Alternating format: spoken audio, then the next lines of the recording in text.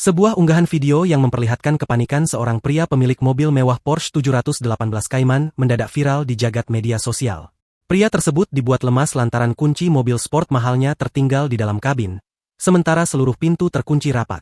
Tak punya pilihan lain, pemilik mobil tersebut akhirnya meminta bantuan kepada pasukan oranye, alias petugas pemadam kebakaran untuk melakukan aksi penyelamatan.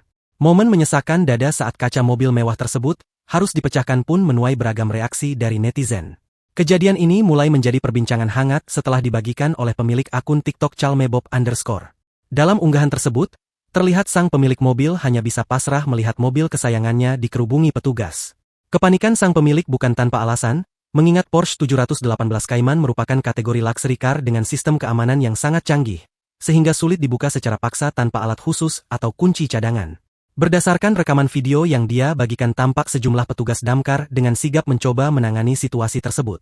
Setelah melakukan koordinasi dan mendapatkan izin dari pemilik, langkah ekstrim terpaksa diambil demi mengambil kunci yang tergeletak di dalam.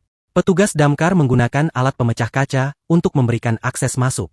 Dalam video, terdengar suara kaca pecah yang langsung membuat suasana tegang. Petugas dengan hati-hati membersihkan sisa serpihan agar bisa meraih kunci di dalam kabin. Setelah kaca pecah, pintu akhirnya bisa dibuka dan kunci berhasil diamankan kembali oleh sang pemilik.